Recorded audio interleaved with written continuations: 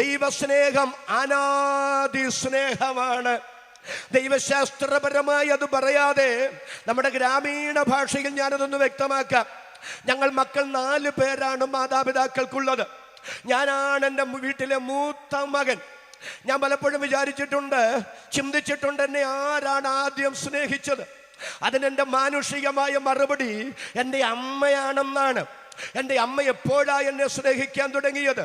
എൻ്റെ അമ്മയുടെ ഗർഭപാത്രത്തിൽ ഞാൻ ഉരുവായ സമയം മുതൽ, എൻ്റെ അമ്മ ഗർഭവതിയാണെന്നറിഞ്ഞപ്പം മുതൽ അമ്മ എന്നെ സ്നേഹിക്കാൻ തുടങ്ങി. അതിൻ്റെ പ്രതിഫലനമല്ലേ എന്ത് സൂക്ഷിച്ച അമ്മ ജീവിച്ചത്? അമ്മയ്ക്ക് ഇഷ്ടമുള്ള എത്ര ആഹാരം അമ്മ മനസ്സോടെ വേണ്ടെന്ന് വെച്ചു. എത്ര ത്യാഗോജ്ജലമായൊരു ജീവിതം. അമ്മ ഛർദ്ദിച്ചതിന് കയ്യും കണക്കുണ്ടോ?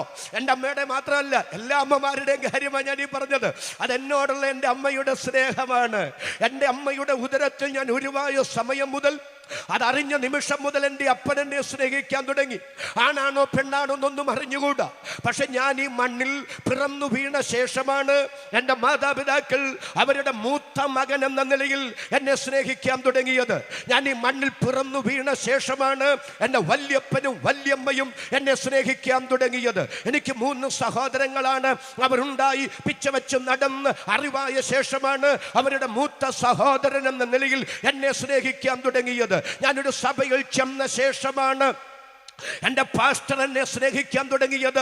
കൂട്ടുവിശ്വാസികൾ എന്നെ സ്നേഹിക്കാൻ തുടങ്ങിയത്. ഞാൻ വിവാഹം കഴിച്ച ശേഷമാണ് എൻ്റെ ഭാര്യ എന്നെ സ്നേഹിക്കാൻ തുടങ്ങിയത്. എനിക്ക് 2 പെൺമക്കളാണ്. അവരുണ്ടായ ശേഷമാണ് അവരുടെ അപ്പൻ എന്ന നിലയിൽ അവരെന്നെ സ്നേഹിക്കാൻ തുടങ്ങിയത്. എന്നാൽ ഇന്ന് രാത്രി സന്തോഷത്തോടെ ഞാൻ വിളിച്ചു പറയാം, എൻ്റെ മക്കൾ എന്നെ സ്നേഹിക്കുന്നതിന് മുമ്പ്, എൻ്റെ ഭാര്യ എന്നെ സ്നേഹിക്കുന്നതിന് മുമ്പ്, എൻ്റെ പാസ്റ്റർ എന്നെ സ്നേഹിക്കുന്നതിന് മുമ്പ്, എൻ്റെ കൂട്ടുവിശ്വാസികൾ എന്നെ സ്നേഹിക്കുന്നതിന് മുമ്പ്, എൻ്റെ സഹോദരങ്ങൾ എന്നെ സ്നേഹിക്കുന്നതിന് മുമ്പ്, എൻ്റെ അപ്പൻ എന്നെ സ്നേഹിക്കുന്നതിന് മുമ്പ്, എൻ്റെ അമ്മ എന്നെ സ്നേഹിക്കുന്നതിന് മുമ്പ്, എൻ്റെ വല്യപ്പൻ എന്നെ സ്നേഹിക്കുന്നതിന് മുമ്പ്, എൻ്റെ വല്യമ്മ എന്നെ സ്നേഹിക്കുന്നതിന് മുമ്പ്, എൻ്റെ പൂർവികർ ഉണ്ടാകുന്നതിന് മുമ്പ്, അതിനപ്പുറത്തേക്ക് ചെന്നാൽ പർവ്വതങ്ങൾ ഉണ്ടാകുന്നതിന് മുമ്പ്, എൻ്റെ ദൈവം ഭൂമിയെയും ഭൂമണ്ഡലത്തെയും നിർമ്മിക്കുന്നതിന് മുമ്പേ അനാദിയിലെ എന്നെ സ്നേഹിച്ചിരുന്നു.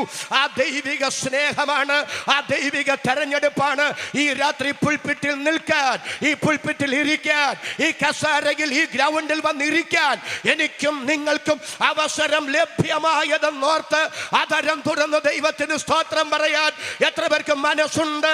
അവർക്കായി ഞാൻ ദൈവത്തെ സ്തുതിക്കുന്നു.